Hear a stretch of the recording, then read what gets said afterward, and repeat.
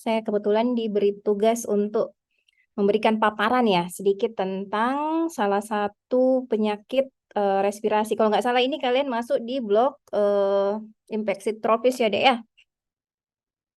Jadi salah satu kajian di infeksi tropis itu adalah membahas tentang penyakit-penyakit yang communicable. Salah satunya yang kita akan bahas pada hari ini adalah tentang apa itu tuberkulosis. Oke, minta tolong di slide, Dek. Iya, ini udah familiar ya dengan gambaran paru ya. Gambaran paru yang apa organ yang cukup sebetulnya bukan sederhana, kecil tapi memiliki kekompleksitas yang sangat tinggi ya. Oke, lanjut slide. Eh, jadi sebetulnya apa yang kami harapkan eh, ini ya dengan memberikan materi kuliah terkait tuberkulosis yaitu kita berharap kalian itu ini bisa mengenal tuberkulosis lebih dekat ya karena TB itu kalau nggak salah di standar kompetensinya kalian itu adalah standar kompetensi 4A. Artinya kalian harus sebagai dokter umum mulai dari diagnosis, tata laksana sampai untuk kasus-kasus TB yang advance itu sebetulnya bisa ditangani oleh dokter umum ya. Jadi TB ini kompetensi dasar yang harus kalian tangani di puskesmas itu kasus-kasus paling banyak yang akan kalian temui itu adalah TBC. Ya, di rumah sakit juga yang harusnya selesai di puskesmas ya mungkin kasus-kasus yang terkomplikasi, TB terkomplikasi yang akan sering kalian dapat di rumah sakit. Tapi pada dasarnya kalau di layanan-layanan primer itu kasus yang paling banyak kita bisa jumpai apalagi kita daerah Sulawesi Tengah ini ya lumayan masih sangat tinggi kasus tuberkulosis ya. Jadi kita akan mengenal lebih dekat tentang tuberkulosis. Apa itu tuberkulosis? Jadi tuberkulosis itu adalah merupakan suatu penyakit transmitted disease ya. Jadi ya penyebarannya disebabkan oleh kuman tuberkulosis, Mycobacterium tuberculosis. Mycobacterium yang lain banyak jenis, ada yang namanya Bovi, Mycobacterium itu biasanya memberikan gambaran yang tidak jauh berbeda sebetulnya dengan gambaran tuberkulosis. Namun kejadian yang paling tinggi di daerah-daerah kita, terutama daerah apa namanya negara-negara seperti Indonesia, negara yang mulai berkembang itu masih banyak kasus-kasus seperti ini. Kasus TB ini lebih banyak menginfeksi pada daerah paru-paru. Penyebarannya bisa melalui droplet, bisa juga dengan oral maupun direct kontak. Ya, oke slide. Kemudian ada juga ya tuberkulosis itu ada yang berdasarkan lokasinya, ada yang pulmonari tuberkulosis, ada yang ekstra pulmonari. Jadi selain dia menginfeksi paru, dia juga bisa menginfeksi organ-organ yang lain, misalnya kulit, kelenjar limpe, tulang, sampai selaput otak, pleura, mata, laring, semua. Bisa dibilang ya hampir semua organ bisa terinfeksi TB. Mungkin kecuali organ yang tidak terinfeksi itu adalah rambut ya. Jadi paling banyak bisa sampai infeksi TB bisa sampai ke organ-organ vital misalnya jantung juga ada. Banyak kasus-kasus TB jantung yang kita bisa dapatkan di klinik. Kemudian lanjut. Nah, ini situasi TBC di tingkat global ya. Nah, ternyata berdasarkan data WHO ini, saya ngambil datanya dari WHO ya, Dek ya, dari tahun 2021 itu diestimasi sekitar 10,6 ya, juta jiwa itu terinfeksi TB. Nah, dari 10,6 itu ternyata yang mendapat akses perawatan itu cuma sekitar 6,4 juta. Ya, ya agak miris ya sebetulnya ya, hampir setengahnya dari jumlah kasus TB itu tidak mendapatkan akses pengobatan yang adekuat. Nah, apa yang terjadi untuk di Indonesia? Coba slide berikutnya. Nah, ternyata di Indonesia itu kasusnya juga lumayan memprihatinkan, Dek ya. Di tahun sebelum 2021 itu angka kejadian kasus TBC tingkat nasional itu dikatakan terbanyak ketiga. Nah, sekarang ini kita naik tingkat ya, justru terjadi perburukan ya. Zamanku masih dokter umum dulu itu target eliminasi TB itu ditargetkan di 2020. Nah, ternyata pada 2010, maaf. 2010 ternyata kita belum juga selesai dengan beban TB yang sangat besar. Nah, sekarang untuk targetnya malah bergeser ke 2023. Jadi beban TB Indonesia itu sangat tinggi ya, Dek ya. Jadi ya memang ini harus jadi perhatian khusus untuk kita. Makanya TB itu harus selesai di tingkat layanan primer sebetulnya, kecuali terjadi komplikasi. Oke, lanjut slide berikutnya. Nah, ini ya, target eliminasi TB kita 2030 itu kita harapkan di 2030 Indonesia sudah bebas TB. Oke, lanjut. Mungkin sudah banyak ya yang baca-baca materi sebelumnya tentang TB, bagaimana penularannya ya. Jadi paling banyak itu disebabkan oleh kuman Mycobacterium tuberculosis. Sebagian yang ada yang menyerang paru dan tidak kurang juga yang menyerang organ tubuh yang lain. Ya, paling banyak kasusnya itu pada usia antara 0 sampai 18 tahun. TBC dewasa di atas 18 tahun ya, sangat banyak juga kasusnya. Pada kasus-kasus geriatri juga cukup banyak. Nah, mungkin kalian akan dapat kuliah sendiri ya untuk terkait TBC pada anak-anak. Nah, apa yang bikin berat ya sebetulnya untuk penata laksanaan TB itu? Yang pertama kita beratnya di diagnosis. TBC dewasa pun kadang-kadang itu kita kadang-kadang sering rancu dengan penyakit-penyakit paru yang lain. Kenapa? Karena gejalanya pada umumnya tidak khas. Lebih banyak itu pemeriksaan-pemeriksaan untuk diagnosis TB itu mendapatkan ternyata pemeriksaan sputumnya atau mungkin tes-tes bakteriologi yang lain menunjukkan hasil yang negatif. Jadi itu sebetulnya yang jadi tantangan saat ini. Kenapa kita masih belum selesai dengan masalah tuberkulosis. Oke, lanjut. Ini slide saya agak banyak, tapi jangan khawatir. Nanti mungkin kita akan skip ya deh ya. Nggak banyak. Saya cuma penekanan sih ke kalian, bagaimana kalian bisa mendeteksi dan memberikan tata laksana untuk pasien TB. Oke, lanjut slide-nya. Oke, patogenesis mungkin akan lebih gampang nanti kalian baca sendiri ya, bagaimana kuman TBC masuk melalui sistem respirasi, nanti dia masuk ke paru-paru itu menjadi primary tuberculosis. Nah, pada saat terjadi imunitas yang menurun, fokus primer itu akan berkembang menjadi fokus post primer namanya, sampai dewasa. Nah, sebagian dari infeksi itu ada yang juga akan menjadi infeksi laten TB, ada juga yang akan mengalami sembuh sempurna oleh eliminasi sistem imun yang adekuat. Ya, oke lanjut. Ini juga kurang lebih ya. Jadi transmisinya itu paling banyak lewat droplet.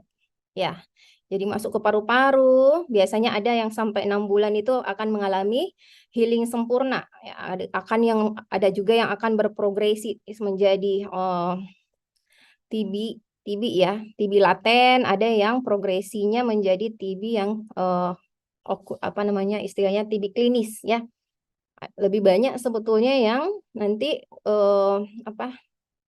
lebih banyak juga kayak misalnya pasien-pasien TB yang sebetulnya dia berkembang dari TB laten karena kondisi imunokompromis yang terjadi pada pasien. Misalnya dia dengan koinfeksi HIV, diabetes, atau mungkin ada penyakit-penyakit malignansi itu yang akan berkembang yang awalnya mungkin sifatnya TB laten akan berkembang menjadi infeksi TB dengan gejala klinis yang nyata. Oke, lanjut.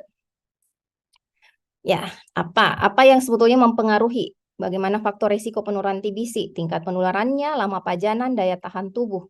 Ya, nah kalau di literatur dikatakan ini materi ini lebih banyak saya ambil dari ini ya dek ya, dari program pemerintah ya untuk penanggulangan TB dari Germas ya. Jadi dari kasus-kasus TB itu ternyata 60% itu 65% maaf ya adalah BTA positif. 26%-nya adalah BTA negatif dengan kultur positif. 17% dengan hasil kultur negatif dan fototoraks yang positif.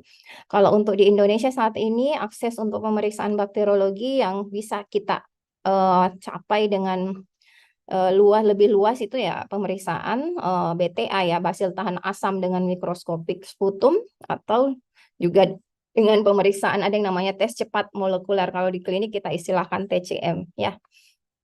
Oke, slide.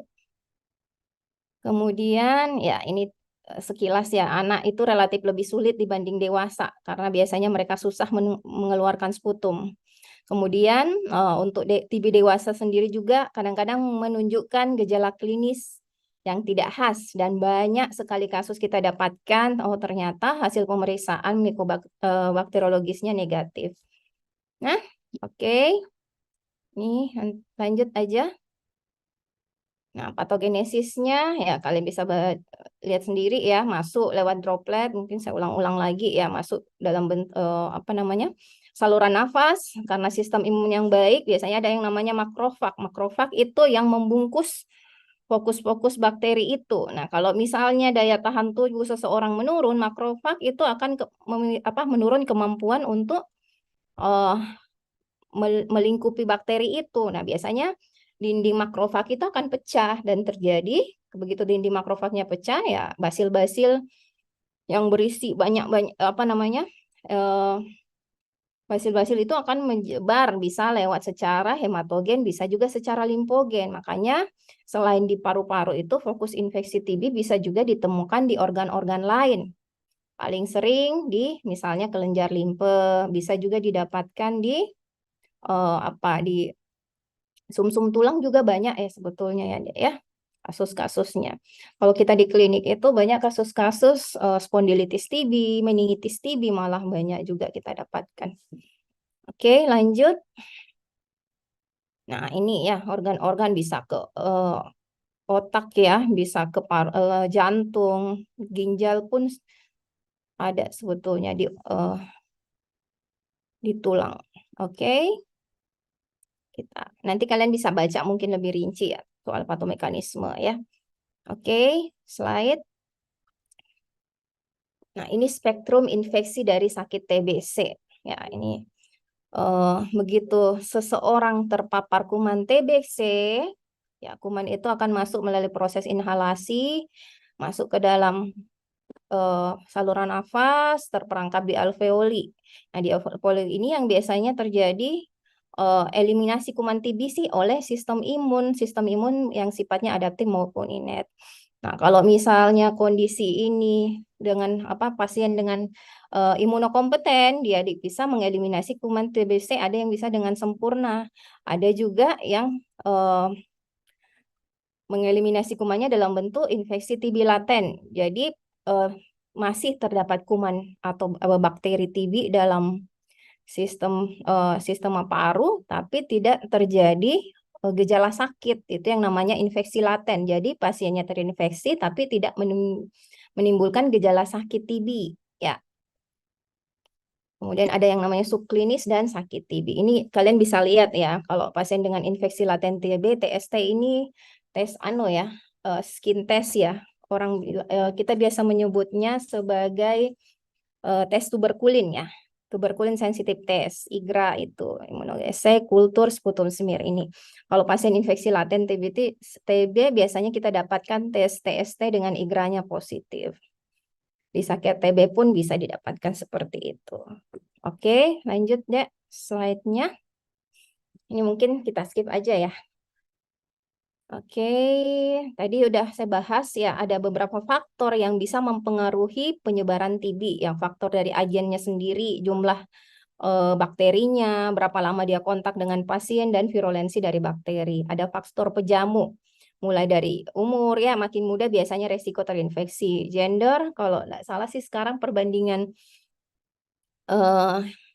laki-laki perempuan untuk terinfeksi TB itu sudah mulai seimbang ya. Kemudian kondisi host yang lain itu misalnya terjadi penurunan imunitas dan adanya penyakit-penyakit penyerta yang lain. Faktor lingkungan, misalnya pasien tinggal di daerah yang kepadatan penduduknya sangat tinggi dengan ventilasi rumah yang tidak adekuat, kadang-kadang sirkulasi AC tanpa udara segar itu bisa jadi faktor yang memicu perkembangbiakan lebih masif dari kuman-kuman TBC. Status ekonomi, kadang-kadang pasien juga dengan pasien-pasien yang edukasi pendidikannya sangat rendah, kadang-kadang mereka kesadarannya tentang kebersihan, tentang pentingnya menjaga kesehatan itu, dan itu sangat rendah, itu bisa berpengaruh juga terhadap angka kejadian TB yang makin meluas.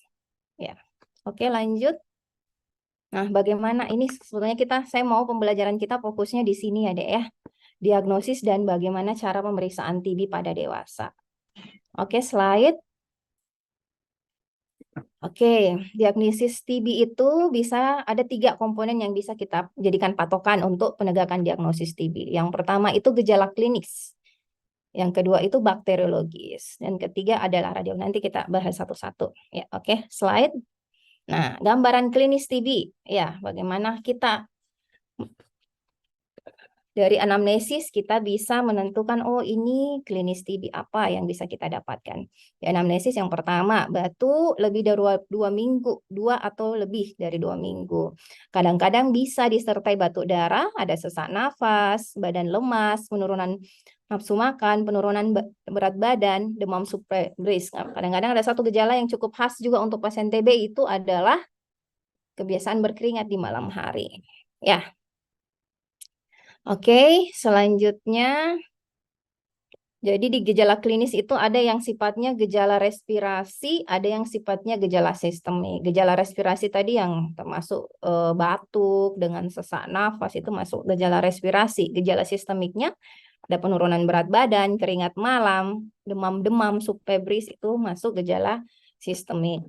Nah, dari pemeriksaan fisis. Nah, kadang-kadang di pemeriksaan fisis juga kita tidak bisa menentukan diagnosis pasti ya dari pemeriksaan fisis karena gejala-gejala yang muncul pada pasien-pasien TB itu ternyata dipunyai juga oleh infeksi-infeksi paru lainnya, misalnya pneumonia, bisa juga ditemukan gejala pemeriksaan fisis yang khas itu di misalnya pada kasus-kasus apa ya, kayak abses paru, jamur paru itu ya kurang lebih pemeriksaan fisis yang kita dapatkan itu hampir mirip dengan gejala pada pasien TB. Nah, yang biasanya agak khas itu kalau kita dapatkan infeksi pleuritis tuberkulosis, ya bisa didapatkan suara napas lemah, kadang-kadang mungkin dengan efusi pleura. Limfadenitis tuberkulosis, ya ini juga yang banyak kasusnya ya Dek ya, di klinik kita sering dapat pasien masuk. Pada umumnya sih yang paling sering itu limfadenitis itu umur-umur muda ya, 18 tahun. Mereka masuk dengan misalnya pembesaran kelenjar dan khas pembesaran kelenjar itu berbentuk paket, jadi seperti buah anggur. Jadi jarang sebetulnya kita dapat limfadenitis TB dengan multi apa namanya benjolan yang sifatnya soliter ya. Biasanya itu dia berbentuk paket-paket seperti buah anggur. Biasa kita raba, dalam perabaan biasanya ditemukan ada tanda-tanda kemerahan, ada tanda-tanda nyeri. Kadang-kadang, tapi jarang sih sebetulnya di daerah ketiak. Paling sering di daerah leher. Cuman masih tetap harus didedeh dengan penyakit-penyakit yang lain. Oke, slide. Oke, pemeriksaan bakteriologi. Ada pemeriksaan namanya TCM-TB, tes cepat molekuler. Kalau untuk tes TCM ini sebetulnya untuk saat ini kita bisa akses secara luas ya. Hampir semua puskesmas, rumah sakit itu sudah memiliki pemeriksaan TCM TB ini. Jadi insya Allah untuk saat ini kita nggak kesusahan lagi untuk mengakses pemeriksaan tes cepat molekuler. Ya di puskesmas aja di Donggala, saya kebetulan dari Donggala. Di Donggala itu kami di sana itu ada sekitar 4 mesin TCM, 2 di puskesmas, 2 di rumah sakit. Jadi insya Allah udah aman. Ya, ada juga namanya pemeriksaan mikroskopik langsung. Ini juga sudah tersebar luas ya. Ini pemeriksaannya lebih sederhana ya, mengambil sputum, habis itu dievaluasi di mikroskop, dilihat bagaimana ada nggak sekian jumlah kuman TBC yang terlihat di pemeriksaan mikroskopik.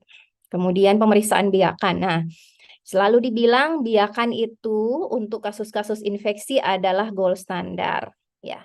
Karena ternyata dengan pemeriksaan-pemeriksaan misalnya TCM, BTA itu kadang-kadang masih bisa miss dengan kuman Mycobacterium yang lain. Ada yang namanya Mycobacterium bovi, ada yang namanya penyakit MOTT, Mycobacteri other dan tuberkulosis. Jadi sebetulnya didapatkan gambaran Mycobacterium tapi bukan tipe tuberkulosis. Nanti mungkin kalian akan belajar lebih jauh ya. Kalau misalnya nanti ambil penyakit dalam atau pulmo ya akan belajar lebih jauh.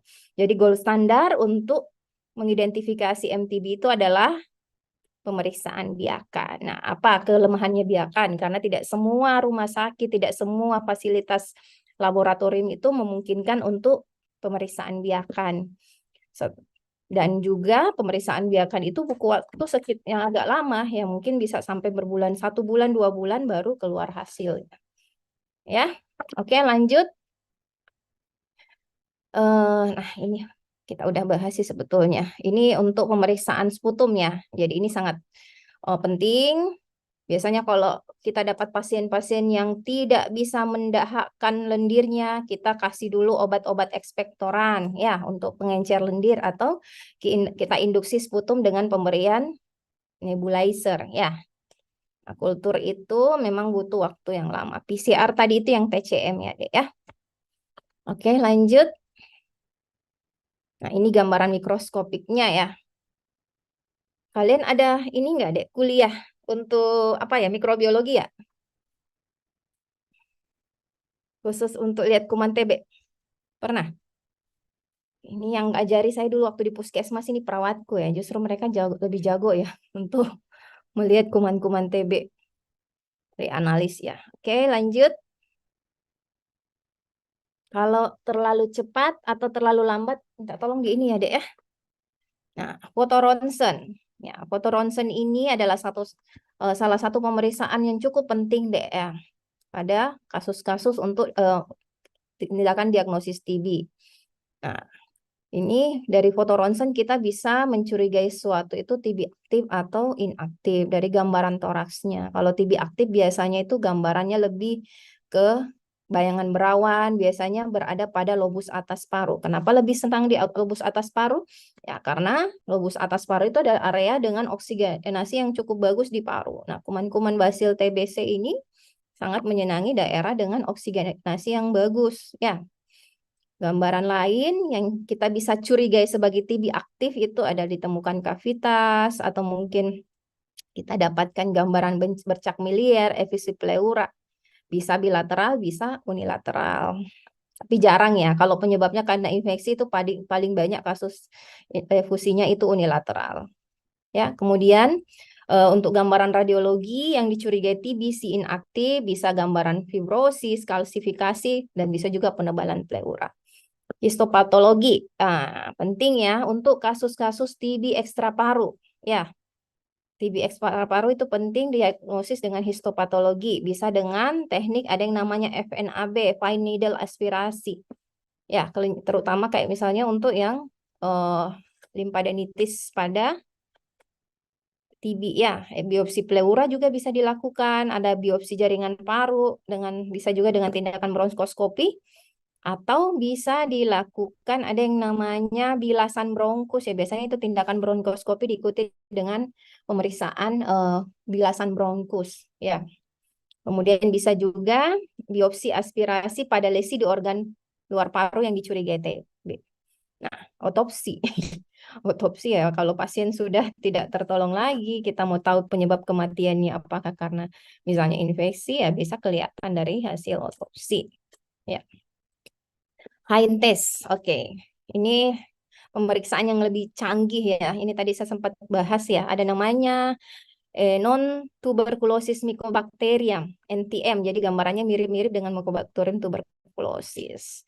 Jadi Mycobacterium itu ada macam-macam. Ada avium, ada apa namanya kanzasi, ada Mycobacterium TB. Ini pemeriksaan genomik ini berfungsi untuk membedakan penyebabnya apa. Analisa cairan pleura. Ya, kadang-kadang kalau pasien kita dapatkan dengan efusi pleura, kita bisa lakukan tindakan fungsi, mengeluarkan cairan pleura. Dari cairan itu kemudian dilakukan analisis. Analisis tujuannya untuk menentukan diagnosisnya. Karena efusi pleura itu bukan cuma punyanya tuberkulosis ya, deh ya.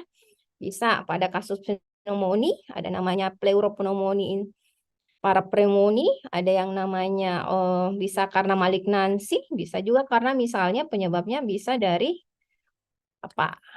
Bisa karena proses sistemik pada kasus-kasus sirosis, pada kasus-kasus CHF, pada kasus-kasus misalnya penyakit-penyakit autoimun juga bisa didapatkan cairan pleura. Nah, pembedanya apa? Biasanya kita lakukan analisis cairan pleura. Ada namanya tes uji Rivalta. Mungkin kalian lebih familiar ya. Saya udah lupa-lupa sebetulnya kayak gini.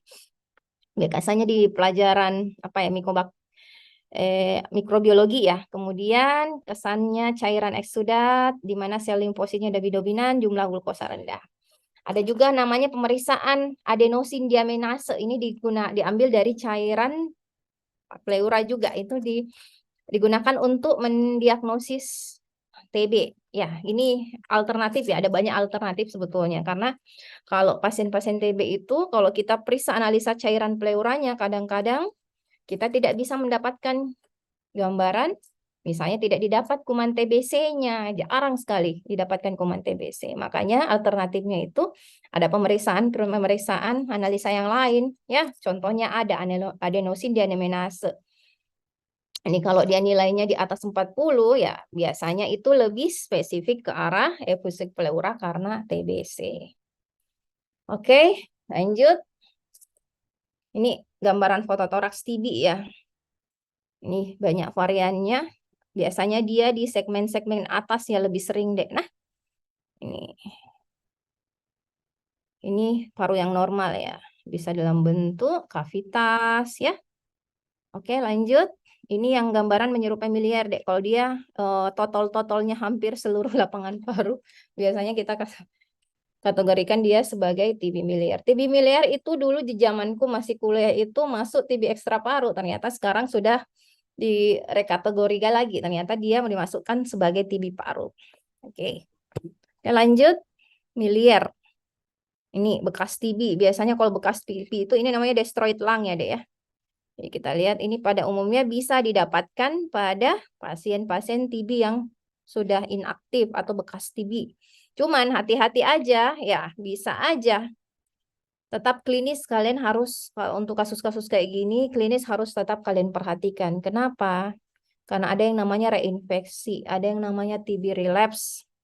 Ya, apalagi kalau pasien-pasien TB dengan riwayat pengobatan yang tidak tuntas ya, kadang-kadang kita bisa dapatkan kondisi reinfeksi lagi. Ya. Ada ini namanya destroyed lung, ada atelektasis, ya. Ini kalau dia deviasi trakea biasanya digambarkan dengan atelektasis. Oke, lanjut. Ini gambarannya bisa dalam bentuk infiltrat, fibroinfiltrat, bisa kavitas, ya. Ini kalau nggak salah kavitas ya deh ya. Kemudian ada garis-garis kalsifikasi, fibrosis itu yang kayak gini-gini, granulom, ya, destroyed lung, atelektasis. Atelektasis biasanya ditandai dengan ini deviasi trakea, ada pneumotoraks, ini nggak ada gambaran pneumotoraks di sini ya, dengan efusi pleura. Oke, lanjut.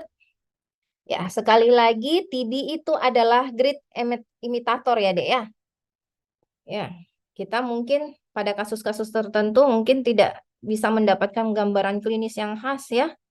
Ya, ini kan bisa aja mirip-mirip ini seperti ini. Ini bisa aja mirip-mirip fokus-fokus nodul-nodul paru bisa aja ya. Jadi TB itu adalah great imitator. Jadi gambaran klinis kita memang harus hati-hati mulai dari anamnesis, pemeriksaan fisik, pemeriksaan penunjang itu sangat penting untuk penegakan diagnosis ya. Oke. Nah, mari kita lihat algoritma diagnosis TB. Saya kayaknya agak lambat ya. Kalian fokus di sini lebih jauh aja deh ya. Jadi kalau ini algoritma ya. Apabila kita dapat pasien TB, terduga TB itu apabila kita dapatkan gambaran klinis TB yang tadi itu ada gejala respirasi, ada gejala sistemik. Nah, jika kita ada punya fasilitas kesehatan punya akses untuk pemeriksaan TCM, lebih direkomendasikan untuk pemeriksaan TCM. Kalau tidak nanti ada algoritma berikutnya ya. Nah, dari pemeriksaan TCM ini kita lihat hasilnya. Kalau dia MTB resisten, MTB positif dengan rifampicin resisten, jadi bagusnya TCM TB itu dia sudah bisa mendeteksi resistensi rifampicin ya Dek ya. Nah, kalau kita bisa dapat ini rifampicin resisten, kita harus maju ke tes kepekaan berikutnya. Nanti kita lihat laurnya, dilakukan tes uji kepekaan. Nah, kalau pasien tidak punya riwayat TB sebelumnya atau tidak pernah terpapar tidak ada riwayat kontak dengan pasien TB, ya biasanya kalau kita dapat seperti ini, MTB positif dengan rifampicin resisten pada pasien-pasien dengan resiko minimal untuk TB MDR, biasanya kita lakukan pengulangan, kita cek ulang lagi 1 kali untuk pemeriksaan TCM TB-nya. Ya, untuk mengetahui apakah ini pasien memang resistensi. Ya, ada yang namanya resistensi primer yang kita mau cari tahu dari sini. Kemudian dari hasil tes resistensi ini, kemudian dilihat apakah dia sensitif ini berdasarkan uji kepekaan ya, Dek ya. Sensitif terhadap golongan quinolone, artinya dia diberi pengobatan TB jangka pendek, TBRO panduan jangka pendek. Kalau dia ternyata terdeteksi adanya resistensi terhadap golongan fluoroquinolone, maka kita pemberian pengobatan TBRO-nya berdasarkan panduan individu. Ini nanti mungkin lebih advance ya. Nanti kita serahkan yang ini ke bagian TS paru atau penyakit dalam yang mendalami TB secara umum.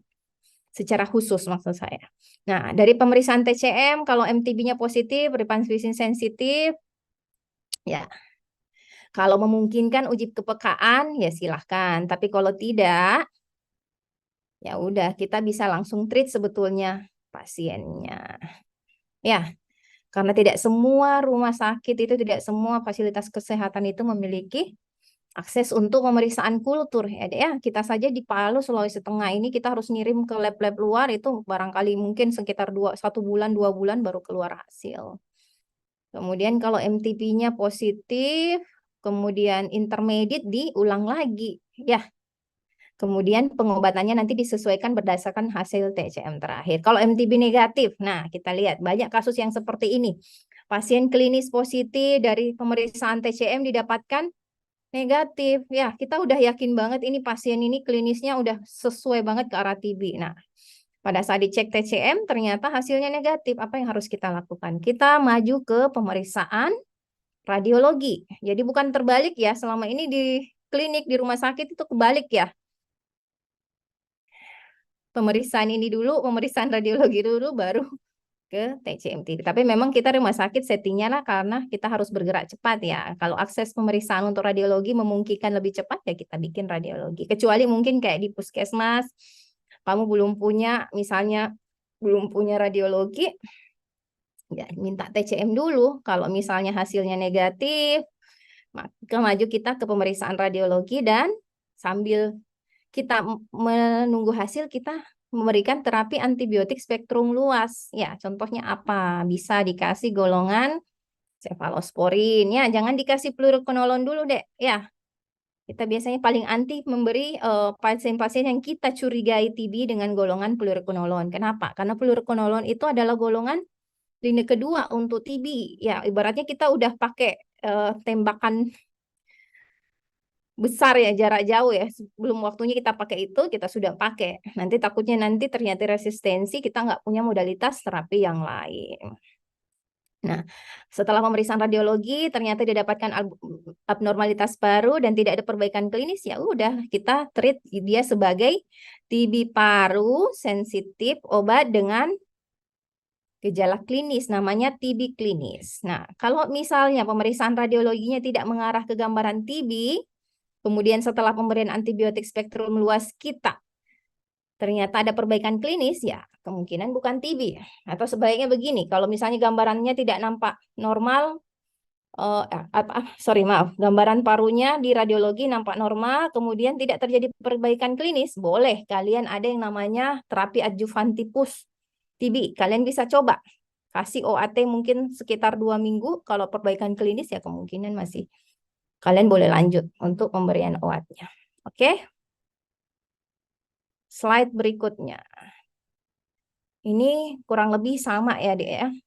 Ini algoritma ini dipakai untuk pada daerah-daerah yang terduga TBC yang tidak punya akses untuk pemeriksaan TCM. Nah, kalau kalian punya akses pemeriksaan TCM untuk kasus TB, misalnya TB dengan riwayat pengobatan sebelumnya, atau TB dengan HIV, atau TB pada orang dengan riwayat kontak dengan pasien MDR, itu sebaiknya selalu direkomendasikan pemeriksaan TCM. Nah, kalaupun memang TCM tidak tersedia, ya terpaksa kita pakai BTA. Ya, BTA itu sekarang cukup 2 kali pemeriksaan. Jadi spesimennya sewaktu pagi, jadi 2 kali pengambilan sputum. Nah, kalau negatif 2 kali pengambilan sputum, kalau misalnya ada klinis, kita maju ke fotoronsen. Dari fotoronsen mendukung ke TB, ya udah kita treat sebagai TB terkonfirmasi secara klinis. Kemudian kalau misalnya BTA negatif tapi tidak bisa dirujuk, untuk pemeriksaan fotoronsen, coba kalian berikan terapi antibiotik non-OAT dulu. Nah, bagaimana kalau misalnya BTA-nya positif, mau 1 kali positif, 2 kali positif, sudah kita anggap dia sebagai TB terkonfirmasi bakteriologi. Pengobatannya adalah pengobatan TB lini pertama. Oke, slide deh. Kita percepat ya, materi TB memang banyak ya dek ya. Oke, slide-nya di skip aja yang ini. Oke. Jadi definisi kasus ya, ini penting buat kalian nanti untuk modal di ini di daerah. Ada yang namanya TB terkonfirmasi bakteriologis, tadi udah kita bahas banyak. Kemudian pasien TB yang terdiagnosis secara klinis, yang terkonfirmasi bakteriologis ini tadi, yang pasien TB paru BTA positif, pasien TB paru dengan hasil biakan MTB positif, pasien TB paru hasil TCM positif, atau pasien TB ekstra paru yang terkonfirmasi secara bakteriologis baik dengan BTA maupun TCM dari contoh jaringan yang terkena. Jadi TCM itu bisa diambil dari sampel dilakukan pemeriksaannya bisa dilakukan pada sampel jaringan juga ya. Cuman memang ada prosedur khususnya. Atau dia masuk juga kategori di sini TB anak yang terdiagnosis dengan pemeriksaan bakteriologi. Ada namanya TB terdiagnosis klinik, pasien TB paru negatif dengan hasil pemeriksaan fotoronsen mendukung TB, atau pasien TB paru BTA negatif yang kita sudah lakukan pemberian antibiotik non OAT tapi tidak ada perbaikan klinis dan pasien ternyata memiliki faktor risiko TB. Misalnya apa? Dia ternyata ada riwayat kontak dengan misalnya keluarga yang menderita TB. Kemudian termasuk di antaranya itu TB ekstra paru yang terdiagnosis secara laboratorium histopatologi tanpa konfirmasi bakteriologis. Misalnya pasien limfadenisitis TB dilakukan FNAB, ternyata dari gambaran FNAB itu didapatkan gambaran granuloma, nekrosis kaseosa, itu namanya pemeriksaan histopatologi positif ya. Tapi kalau misalnya dikonfirmasi dengan bakteriologisnya negatif, ya tetap dia masuk dengan kategori terdiagnosis klinis. Ya, pasien TB yang terdiagnosis secara kronis, scoring. Nah, kalau misalnya ada pasien, awalnya kita diagnosis secara klinis, kemudian setelah kita evaluasi ternyata bakteriologisnya positif, oh dia harus klasifikasi ulang sebagai pasien TB terkonfirmasi bakteriologi. Oke, slide kita cepet-cepet aja ya dek ya. Ya, ini tadi udah kita bahas ya, TB paru, ekstra paru, kayak TBC tidak jaringan paru miliar itu termasuk TB paru ya sekarang ya. Kemudian ekstra paru, jaringan-jaringan hampir semua bisa terinfeksi TB. Ya, kulit, sendi, selaput otak, tulang, ya itu bisa terinfeksi TB. Oke, lanjut. Nah, ini juga penting ya. Garis besarnya aja deh ya. Jadi klasifikasi TB itu bisa berdasarkan riwayat pengobatan. Pasien TB baru, kalau dia belum pernah mendapat pengobatan TBC sebelumnya, atau pasiennya pernah menelan OAT tapi kurang dari 28 dosis, itu masih bisa dikategorikan TB kasus baru. Nah, untuk pasien yang pernah diobati ini ada yang kasus kambuh, mungkin kalian bisa baca lebih jauh nanti ya. Pasien yang diobati kembali setelah gagal, atau pasien yang diobati kembali setelah putus berobat ya. Atau pasien yang riwayat pengobatan sebelumnya tidak diketahui. Oke. Slide. Ini nanti kita, kalau kalian belajar lebih jauh ya tentang TB, ada TB resisten obat, ada sensitif OAT, ada yang TB resisten. Ini kalau resisten itu ada yang sifatnya monoresisten, poliresisten, TB MDR ya. Ini yang paling banyak kasusnya biasanya ya. Yang apa namanya pasien TB yang resisten terhadap dua golongan obat yaitu rifampicin INH. Ada namanya juga TB pre-XDR, TB XDR, TB RR. Nanti kalian bisa baca lebih jauh ya. Kalau sudah sampai ke TB RO itu sudah bukan mainannya kita sebetulnya sebagai dokter umum. Kalian harus mulai rujuk ya ke dokter paru atau dokter penyakit dalam yang punya kehususan di di bidang TB. Oke, silahkan. Di slide lanjut lagi. Nah, kenapa penting status HIV? Ya, karena TB HIV itu adalah koinsiden yang paling sering muncul bersamaan, deh. Ya, jadi kalau kita dapat pasien TB, kalian harus tentukan juga status HIV-nya positif atau negatif. Ya, kenapa penting? Ya, karena nanti akan mempengaruhi tata laksananya kita mana yang lebih duluan kita treat, HIV-nya atau TB-nya. Ya. Jadi kalau bikin diagnosis TB itu kita perlu dari awal tadi ya. Kalau kita kasih diagnosis pasien TB paru, kasus baru, TB paru itu menentukan lokasinya. Kasusnya kasus baru kah, relapse kah, atau putus obat. TB paru, kasus baru, terkonfirmasinya sebagai dengan bakteriologis atau terdiagnosis klinis, dan yang terakhir adalah status HIV-nya. Itu kalau diagnosis betul ya, penulisan diagnosis TB yang betul itu seperti itu.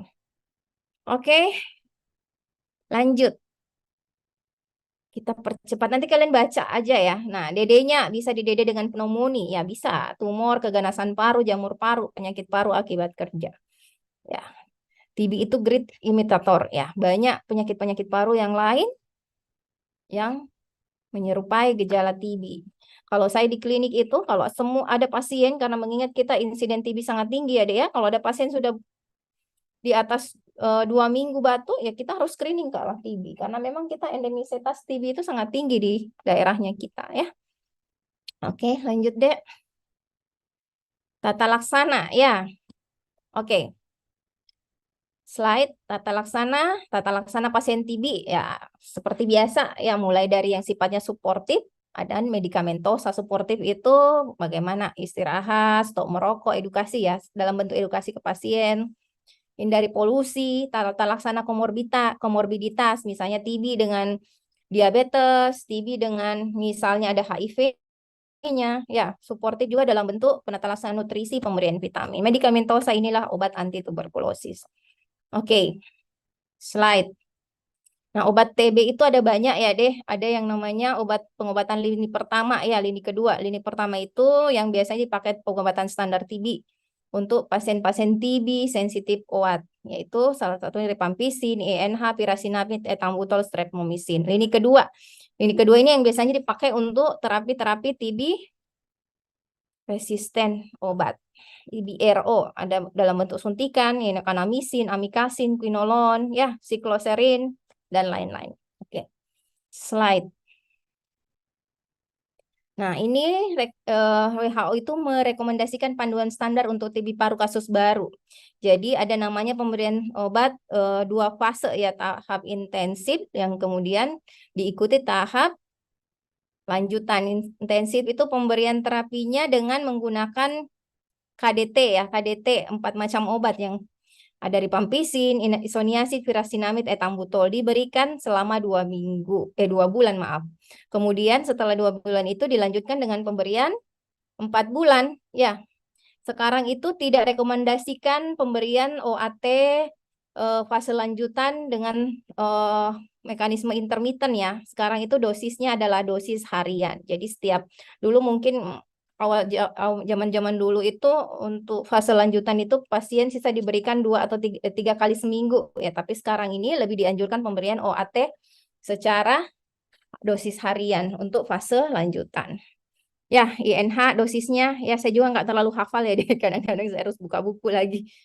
Ini tergantung berat badan ya, harus fix dengan berat badannya. Jadi kalau misalnya pasienmu datang dengan berat badan segini, ini mereka harus ditimbang berkala. Ya, Ditimbang berkala pada saat mulai terapi, pada saat dalam perjalanan terapi nanti akan karena dosisnya nanti akan menyesuaikan berat badan real pada saat itu. Oke, slide. Oke, jadi ini nanti kalian bisa baca ya efek samping OAT yang paling yang berat ya. Ada ruam pada kulit, ada yang sampai terjadi sindrom Stephen Johnson ya dek ya. Yang paling banyak kasusnya itu penyebabnya karena streptomycin. Ya, INH rifampicin viracinamide. Tapi dari semua ini yang paling banyak itu saya sering dapat itu streptomycin. Jadi kalau misalnya kalian sudah dapat SSJ ya langsung hentikan OAT, tidak usah mikir 2-3 kali lagi untuk hentikan obat langsung ya, karena ini termasuk efek samping yang berat ya.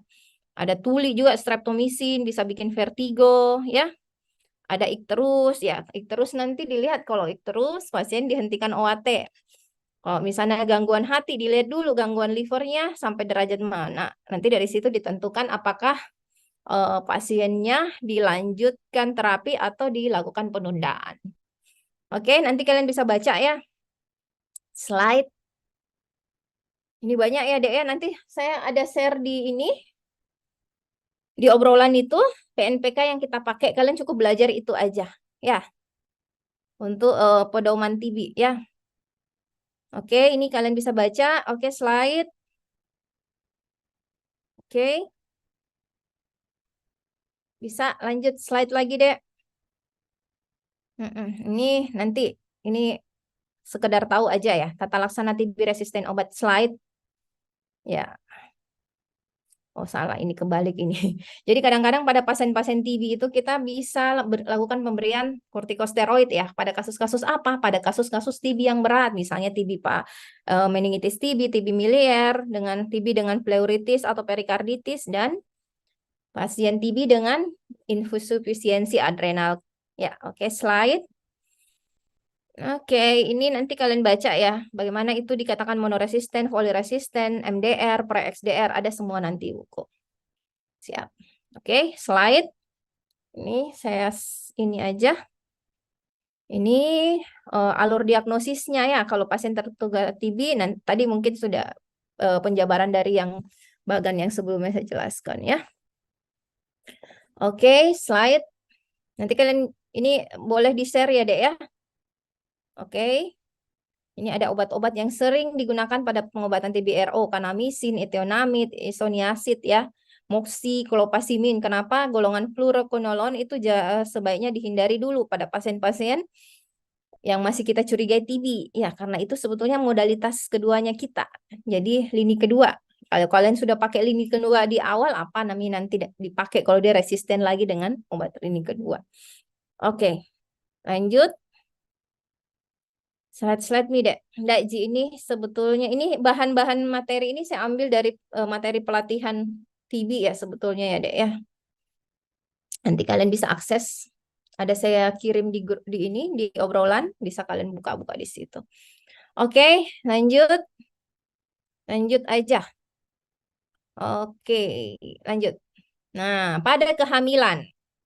Ya, apa yang dilakukan? Sebetulnya kalau untuk obat-obat lini pertama itu tidak ada kontraindikasi pada wanita hamil kecuali golongan streptomycin ya. Kontraindikasi streptomycin diberikan pada ibu hamil. Oke, lanjut. Oke, ini pada pasien TB HIV ya. Kita harus menghindari obat dengan efavirenz. Ini obat efavirenz itu golongan obat HIV ya. Oke. BDQ ini obat lini kedua. Nah, oke, lanjut slide aja deh. Nanti kalian baca aja ya. Tuberkulosis dengan HIV AIDS. Nah, bagaimana kalau kita dapat pasien TB dengan HIV? Mana yang kita treat duluan? Di literatur disampaikan bahwa kalau kita dapat kasus bersamaan, biasanya kan kalau pasien TB kita dapat duluan, kita screening dulu HIV-nya sebelum memulai terapi TB. Nah, kalau misalnya kita dapatkan ternyata dia HIV, artinya kita harus maju untuk treat tuberkulosisnya dulu. Jadi TB dulu yang diterapi baru memulai terapi ARV. Slide ada.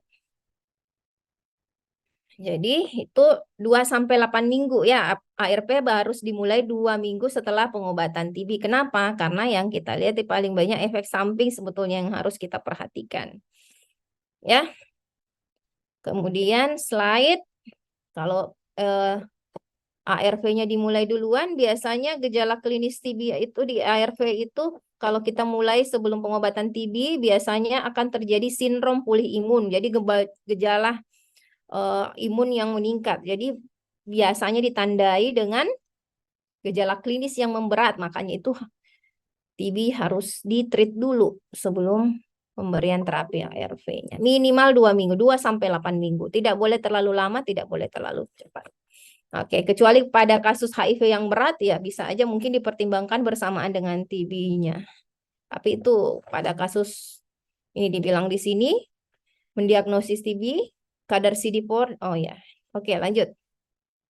Ini hal yang berbeda ya. Oke. Lanjut. Jadi pada pasien HIV itu dianjurkan penggunaan OAT-nya bukan yang intermittent ya, dosis harian. Ya, tapi sekarang memang sudah mulai bergeser kita untuk terapi OAT dosis harian, tidak intermittent lagi sifatnya. Oke. Slide. Lanjut aja deh. Sampai di sini ada pertanyaan tidak? Ini TB pada keadaan khusus. Oke, slide. Keadaan khususnya contohnya apa? TB DM. Ya, pada pasien TB dengan diabetes harus kita lakukan kontrol glikemik yang ketat ya. Malah kalau misalnya gulanya tidak terkontrol, lama pengobatan bisa dilanjutkan katanya di sini sampai 9 bulan.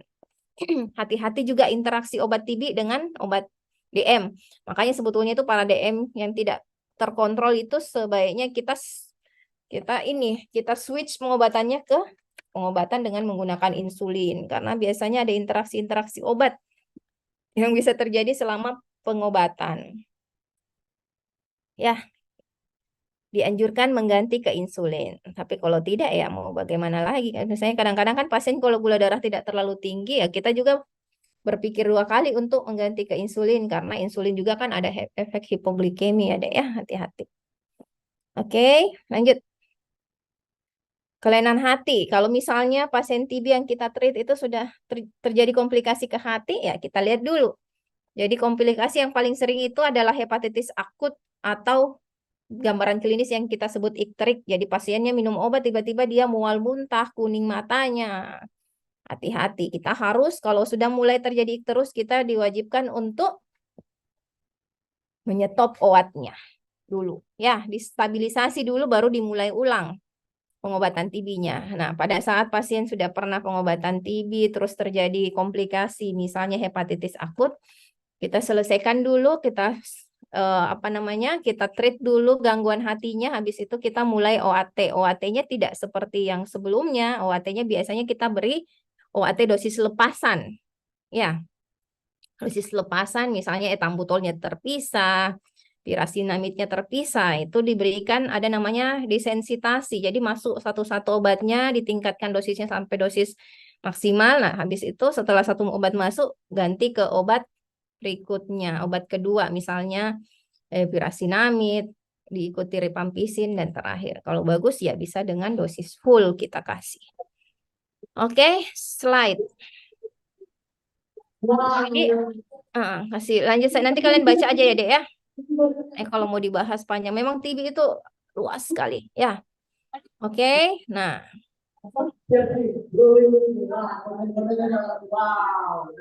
Oke, lanjut. Nah, kalau penyakit ginjal itu pada dasarnya kita harus lihat dulu ya, stadium berapa ya. Ada namanya obat yang butuh penyesuaian dosis. Oke, slide. Oke. Streptomycin harus dihindari pada ibu hamil. Oke, lanjut ya. Sampai di sini ada pertanyaan tidak? Adik-adik, dari berapa kalian ini? 141 orang. Kira-kira ada pertanyaan tidak? Saya harapannya setelah kuliah lanjut baca-baca di rumah, kalian sudah pede ya, Dek ya. Nanti insya Allah kalau jadi dokter ya udah bisa. Oh, sudah. Ini pasien TB nih. Ya. Jadi sudah bisa mendiagnosis, bisa mentata laksanai. Tadi yang penting kalian sebetulnya fokus di itu aja, algoritma diagnosis. Itu penting sekali karena kadang-kadang itu banyak yang masih ini ya, masih kurang ya di situ.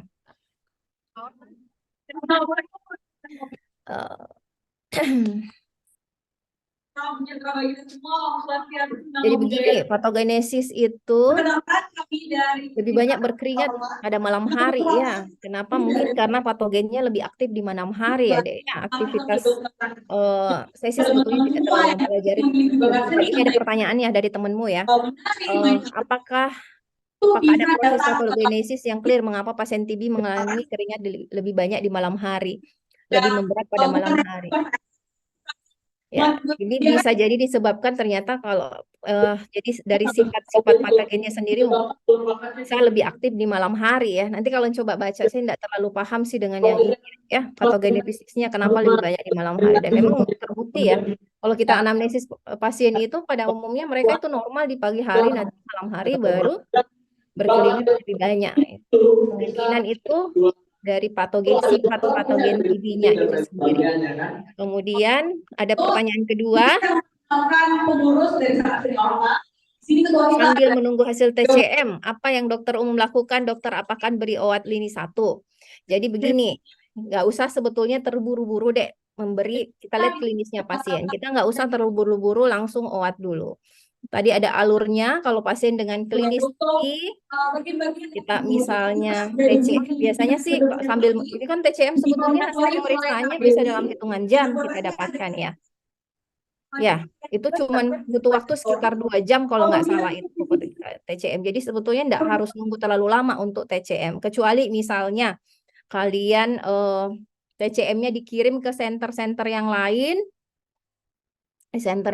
ya biasanya sih mungkin butuh waktu lama. Nah, sambil menunggu itu kalian lihat klinisnya pasien. Kalau ada infeksi-infeksi akut ya silahkan kasih aja terapi antibiotik yang bersifat non-OAT dulu sampai kita ada konklusi terkait hasil pemeriksaannya. Oke, siapa yang bertanya ini? Isra.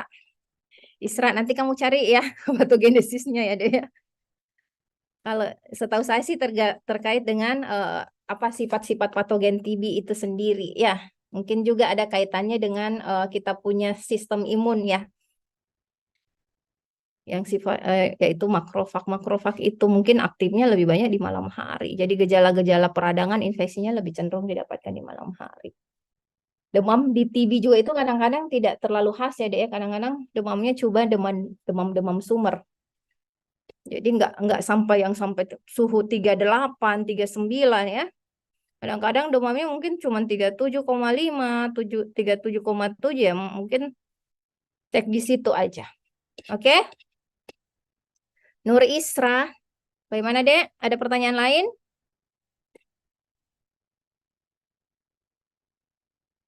Ada pertanyaan yang lain? Silakan. Ya. Baik dokter, saya bertanya, perkenalkan nama saya Jennifer. Langsung aja ya, Dek ya, saya nggak terlalu dengar, boleh? Ya dokter, jadi tadi ada efek samping dari pengobatan OAT yang ini pertama itu, yang efek sampingnya berat dokter, seperti gangguan perkembangan sama gangguan pendengaran. Rencananya OAT-nya itu dihentikan dokter. Kalau tadi ada ya, coba buka slide-nya ke situ deh supaya kita lebih jelas. Minta tolong Rifki. Gangguan pendengaran. Kalau dia di gangguan pendengaran, lihat dulu apa yang paling sering, streptomisin ya. Kalau di sini ya. Streptomisin. Rekomendasinya malah kalau kita dapatkan seperti itu, kita stop obatnya. Ya. Nah, untuk rekomendasi pengobatan TB yang terbaru ini, streptomisin sebetulnya sudah tidak terlalu sering dipakai lagi. Dulu kan dia masuk di pengobatan kategori 1. Dulu itu sebelum keluar PNPK ini ada namanya pengobatan TB kategori 1, kategori 2. Kategori 1 itu yang 4 FDC, etambutol, rifampicin, apa namanya, virasinamid, INH. Toh ada yang namanya kategori 2. Pengobatan kategori 2 itu 4 FDC ditambah streptomisin. Tapi sekarang itu ternyata rekomendasi terbaru WHO tidak memasukkan lagi streptomisin. Karena memang terus terang dari semua obat TB, ya lini pertama itu yang paling sering kita dapatkan efek samping itu streptomisin, Dek. Saya pernah dapat pasienku itu sampai SSJ, ya, sindrom Stephen Johnson. Gara-gara penggunaan streptomisin. Dia sebelumnya pasien TB resisten sensitif OAT, tapi dia tidak tuntas pengobatan. Kalau pakai panduan lama kan kita harus pindah ke kategori 2 ya, yaitu pasien pengobatan kategori 2 itu diperuntukkan untuk pasien-pasien TB yang misalnya dia ada riwayat pengobatan sebelumnya tidak tuntas atau dia TB relapse ya. Itu biasanya diberikan kategori 2. Nah, ternyata setelah pemberian kategori 2, padahal sebelumnya di kategori 1 dia aman-aman aja, efek samping cuman keluhan-keluhan yang sifatnya ringan, mual, muntah ya. Ya biasa sih ya, mual muntah ringan itu biasa terjadi. Tapi pada umumnya 2 minggu setelah konsumsi obat biasanya pasien sudah mulai menyesuaikan. Nah, setelah dia pindah ke kategori 2 ternyata terjadi reaksi yang berat. Otomatis kalau reaksi berat mengancam nyawa seperti itu kita harus stop. Ya, kalau untuk tuli sendiri ya, Difnes itu kemungkinan penyebabnya memang streptomisin. Jadi ya kita hentikan streptomisinnya. Untungnya sekarang streptomisin tidak rutin lagi dipakai untuk pengobatan lini pertama ya. Kecuali mungkin ada kondisi-kondisi yang misalnya dia alergi lah atau intoleran terhadap obat-obat lini pertama yang lain. Tadi sempat ada dibahas di slide itu tentang kayak misalnya pasien dengan gangguan ginjal atau gangguan ginjal ya otomatis ya mungkin cuma streptomisin yang bisa maju. Tapi ya hati-hati dengan pemantauan pengawasan yang ketat. Kalau pasiennya ikterus, kita lihat juga kalau sudah nyata-nyata ikterus langsung hentikan aja obatnya deh. Ya, biasanya gejala awal yang muncul di pasien itu setelah minum obat itu mual muntah. Ya, kalau dia mual muntah 1 minggu 2 minggu kamu coba cek. Kadang-kadang ada juga yang tidak sampai ikterus, tapi pada saat kita lakukan pemeriksaan, misalnya tes fungsi hati seperti SGOT, SGPT terjadi peningkatan yang di atas 3 kali upper normal limit, otomatis kita harus hentikan obatnya atau dari pemeriksaan darah kita dapatkan kadar bilirubinnya di atas ada yang bilang 2 atau 3 itu sudah harus kita hentikan ya. Jadi intinya kalau yang berat itu seperti ruam kulit, tuli, vertigo, nistagmus itu langsung dihentikan aja, kita cari pilihan yang lain ya. Ada di slide ini nanti kalian baca lebih ini ya.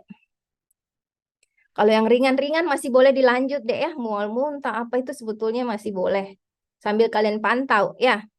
Kadang-kadang saya suka menyemangati, ini fungsinya sebetulnya kita edukasi ke pasien. Sebelum terapi obat itu kita harus sampaikan memang efek sampingnya begini, ya. Karena kalau tidak, belum apa-apa nanti mereka sudah putus sendiri, enggak ada nih. Kalau kita enggak sampaikan di awal, banyak loh pasien-pasien kita mungkin baru minum obat 1 bulan, 2 bulan, sudah langsung tidak tahan lagi dengan efek samping. Sudah nih, dia lepas obatnya, tidak pernah muncul lagi ke kita, nanti mungkin barangkali 2 bulan, 3 bulan ke depan dia masuk dengan gejala TB yang lebih berat. Ya, jadi edukasi penting ya, Dek ya, terutama efek samping. Oke? Oke? Iya, permisi dokter, saya sih bertanya lagi. Iya. Jadi dokter, kalau misalnya sudah dihentikan streptomisin ataupun etambutolnya dihentikan karena ada efek samping yang berat itu, kita lanjut ke pengobatan lini kedua dokter atau bagaimana dokter? Tidak, biasanya lini kedua itu kita pakai adek pada kasus-kasus yang TB yang kalau misalnya lini pertamanya semuanya sudah kita cobakan ternyata alergi. Atau kayak misalnya TB RO. Toh, kalau kita misalnya dia hentikan begini, saya pernah baca sebetulnya ya. Efektivitas obat itu bisa diambil alih oleh cukup dengan 2 obat sebetulnya. Nanti mungkin ke depannya akan di itu. Ya, karena ada yang sifatnya bakterisid, ada yang sifatnya bakteristatik. Toh, kenapa FDC dipakai? Karena tingkat resistensi sebetulnya yang kita takutkan pada pasien-pasien ini. Gampang banget kan sebetulnya pasien-pasien TB itu resisten, Dek. Makanya harus FDC dia. Kalau misalnya saya pernah dulu ikut, tapi saya lupa saya baca di mana. Sebetulnya obat itu efektivitasnya bisa diambil alih dengan 2 jenis obat. Yang penting ada yang sifatnya bakterisid, bakteri statik. Itu nanti case per case. Makanya kalau dapat kasus-kasus kayak gini, kamu rujuk aja. Nah, ya kadang-kadang ada tadi yang saya bilang saya sempat bahas ada namanya terapi obat dengan desensitasi. Kayak misalnya pasien-pasien dengan gangguan liver, kita tetap berikan OAT, kecuali ya yang OAT yang jelas-jelas bikin penyebab utamanya ya, kayak misalnya streptomisin ya udah cut dia dari ini. Toh, dari diagnosis. Kayak misalnya dia misalnya dengan gangguan hati. Jadi pada gangguan hati yang berat kita stop obatnya. Setelah kita treat gangguan hatinya sudah mulai stabil, SGOT, SGPT-nya turun, bilirubinnya turun, kita lakukan namanya tindakan desensitisasi OAT. Jadi kayak misalnya gini, etambutol dikasih dulu dosis setengahnya, habis itu nanti mungkin setiap hari dinaikkan dosisnya sampai dapat dosis optimal. Selanjutnya, kesempatan berikutnya, maju lagi ke obat-obat yang lain, misalnya pirasinamid. Dari pirasinamid diambil dosis kecil, naikkan pelan-pelan, kalau toleransi bagus, dikasih dosis full. Nanti sampai obat keempat. Ya, biasanya kalau sudah obat keempat, toleransinya terjaga, insya Allah sudah aman. Ya, jadi harus berkala ya, Dek ya. Yang kita takutkan itu efek samping obat sih sebetulnya. Oke? Ya, nanti belajar. Nah, itu ada PNPK saya share. Oke? Ada pertanyaan lagi? TB ini luas, Dek ya. Dokter umum harus bisa treat. Ya, tidak boleh tidak. Puskesmas itu banyak sekali pasien-pasien TBC. Oke, ada pertanyaan lagi?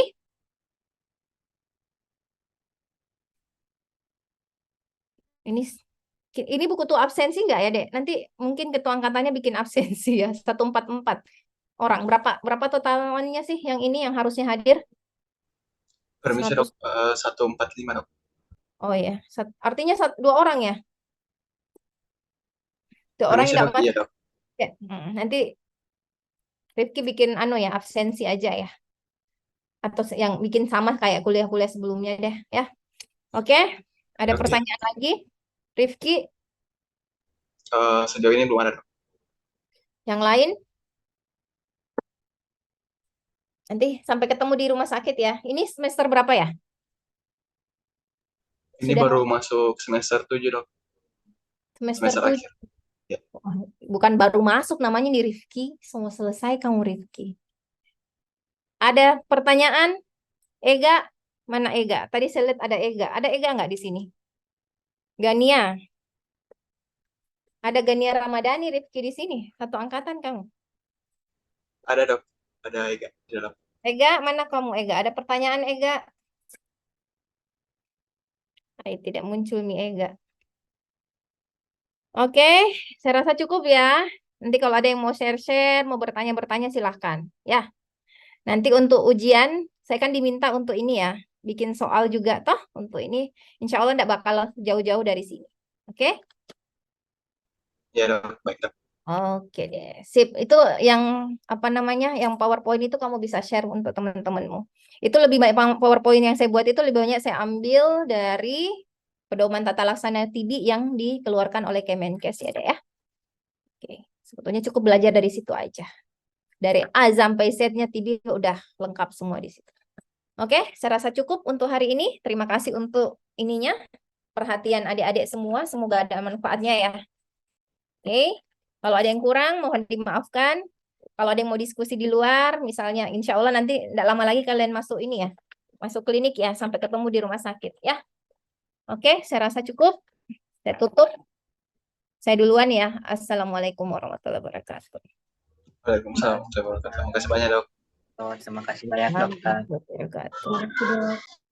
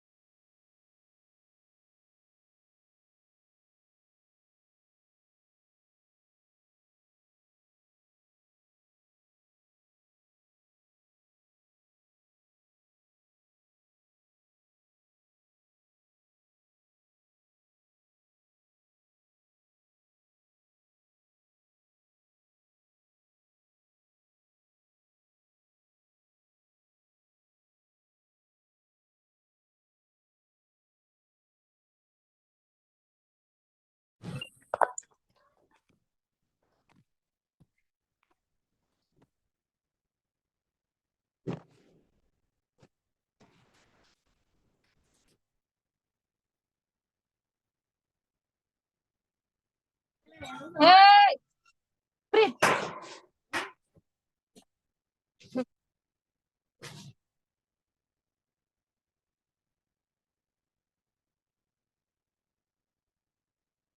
Turun.